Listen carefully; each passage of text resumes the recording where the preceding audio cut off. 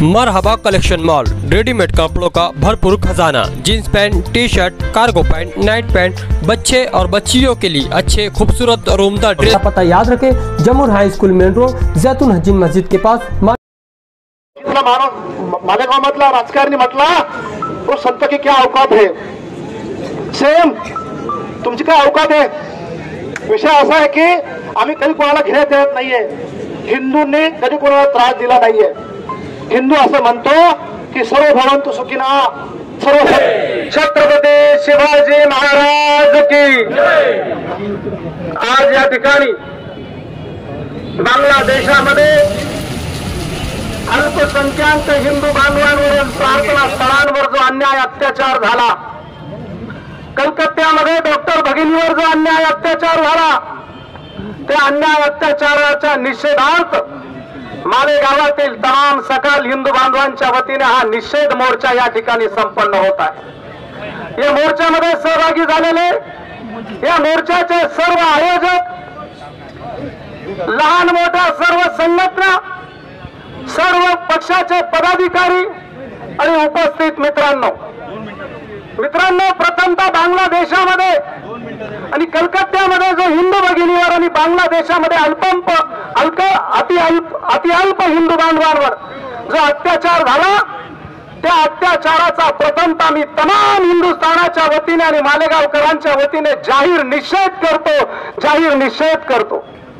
नम्रपणाने या मोर्चाला पाठिंबा देत मी तमाम या बांगलादेशी, पाकिस्तानी, हिंदुस्थानचा आणि हिंदू बांधवांचा द्वेष करणाऱ्या राष्ट्रांना आणि नतभ्रष्टांना जाहीरपणाने नमूद करतो की तुम्ही या जगामध्ये 100% दुबई हे मुस्लिम राष्ट्र आहे। या मुस्लिम राष्ट्रामध्ये 100% मुस्लिम आहेत, परंतु ते प्रगत आणि विचाराच्या एका दिशेने चालणारे आहेत। आणि अशा दुबईमध्ये 100% मुस्लिम असताना सुद्धा हिंदूंचं स्वामी सत्यनारायणाचं मंदिर संपूर्ण विश्वामध्ये जे भव्य मंदिर आहे ते दुबईमध्ये उभारले गेलं। त्याचा आदर्श या सगळ्या हिंदुस्थानाचा द्वेष करणाऱ्या आणि हिंदूंचा द्वेष करणाऱ्या राष्ट्रांनी आणि नतभ्रष्टांनी घ्यावा। दुबई प्रगत राष्ट्र आहे, त्यांना माहिती आहे हिंदू हा शांतीचं प्रतीक आहे, हिंदू हा प्रगतीचं प्रतीक आहे। हिंदूंना समस्त जगाला हा शांततेचा, आयुष्याचा मार्ग दिलेला आहे आणि शांततेशिवाय जगाचा उद्धार नाही हे दुबईच्या आणि इतर प्रगत मुस्लिम राष्ट्रांना कळलं। म्हणून स्वामी सत्यनारायणांचं मंदिर मुस्लिम राष्ट्रामध्ये सर्व विश्वात आणि सर्व भव्य मंदिर त्या ठिकाणी उभं राहिलं। ही सगळ्यात महत्वाची मोठी गोष्ट आहे। भान ठेवत मी जास्त गोष्टी या ठिकाणी नमूद करणार नाही, पण हिंदूंच्या गर्व संस्कारापासून तर अंत्यसंस्कारापर्यंत संस्कार आहेत। हिंदू हा दयाचा, मयाचा, क्षमाचा धनी आहे। गर्भापासून तर अंत्यसंस्कारापर्यंत त्याला परधर्मीय, अल्पसंख्याक जे काही रंजलेले गांधीज असतील त्यांना अभय देणं, त्यांना शय देणं, त्यांच्यावर दया करणं ही हिंदूंचे गर्भ संस्कारापासून तर अंत्यसंस्कारापर्यंत संस्कार आहेत।